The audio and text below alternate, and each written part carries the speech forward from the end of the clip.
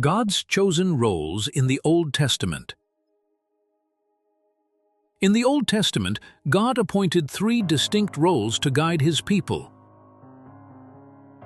the prophets, the priests, and kings. Each had a unique purpose in God's plan for Israel. Prophets were chosen by God to speak His words to the people. They served as His messengers, delivering guidance, warnings, and promises.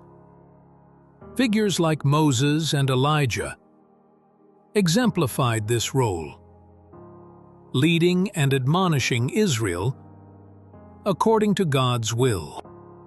Prophets upheld justice by calling out sin, confronting corruption, and urging repentance. They reminded Israel of God's standards and the consequences of disobedience. Second are the priests, mediator. Priests, descended from the tribe of Levi, acted as mediators between God and Israel. They performed sacrifices, maintained the sanctuary, and taught the law, ensuring the people remained in covenant with God. And third are the kings. The king, leader and protector. Kings were appointed to lead and protect Israel. They were responsible for upholding God's laws, defending the nation, and guiding the people in righteousness. Saul, David, and Solomon are notable examples of kings who shaped Israel's history.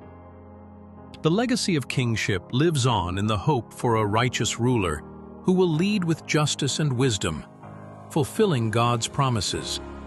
In the Old Testament, God appointed prophets, priests, and kings to fulfill His purposes. Their roles were distinct yet interconnected, each contributing to the spiritual and temporal well-being of Israel. The virgin birth, a miraculous beginning. Over 2,000 years ago, in the humble town of Nazareth, a young woman named Mary received a divine message. The angel Gabriel announced that she would conceive a child by the Holy Spirit, a child who would be called Emmanuel. This miraculous birth fulfilled the prophecy. From the very beginning after the fall of Adam and Eve, God gave a powerful prophecy of hope in Genesis 3:15. He declared that the offspring of the woman would crush the head of the serpent, even though the serpent would strike his heel. This was the first promise of a Savior, Jesus Christ, who would come to defeat sin, death, and the devil. Over thousands of years, God's plan unfolded through history, and 2,000 years ago, Jesus fulfilled that prophecy. Jesus came as the true prophet, the ultimate messenger of God. John 14:6 says, Jesus answered, "I am the way and the truth and the life. No one comes to the Father except through me." This verse is a powerful declaration by Jesus about His unique role in reconciling humanity with God. It ties deeply into the biblical story of the fall of mankind in Genesis 3, when Adam and Eve sinned, resulting in a spiritual separation between humanity and God. Their disobedience introduced sin into the world, creating a barrier that no human effort could remove.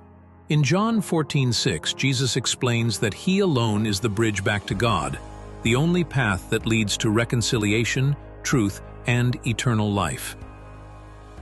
Jesus as the true priest. Jesus offered Himself as the final sacrifice for sin. Unlike the priests of old who offered animal sacrifices, Jesus, the Lamb of God, gave His life to atone for the sins of humanity, past, present, and future. Jesus, as the ultimate sacrifice, willingly gave His life on the cross to pay the price for our sins. In doing so, He made a way for us to be forgiven and restored to a right relationship with God. When He declared, "It is finished," He was proclaiming that His mission was complete. The debt of sin had been fully paid, once and for all. Jesus is the true King. He crushed Satan's head on the cross in Calvary, the fulfillment of God's promise to David. He conquered sin and death, establishing an eternal kingdom. On the cross, he was wounded. His heel was struck. But through his death and resurrection, he delivered the crushing blow to Satan, breaking the power of sin and making a way for all humanity to be restored to God. This ancient promise, spoken in the Garden of Eden, was fulfilled in Christ, proving that God's word never fails, and his plan of salvation was set in motion from the very beginning.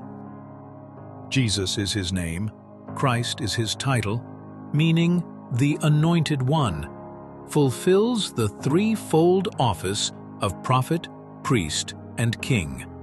As the anointed Messiah, he bridges the gap between God and humanity, offering salvation and eternal life to all who believe in him. Through Jesus, who is the Christ, we are invited to share in his prophetic, priestly, and kingly roles.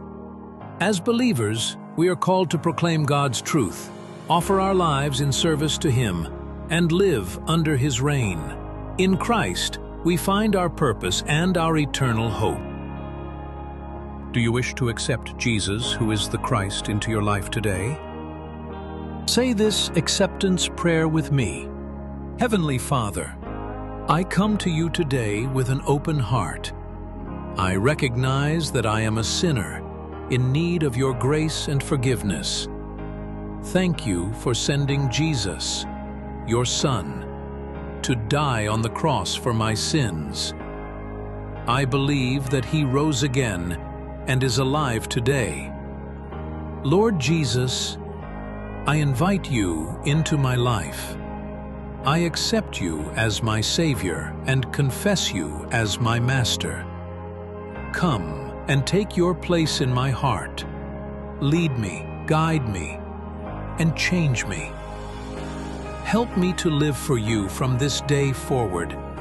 Thank you for your love, for saving me, and for giving me a new beginning.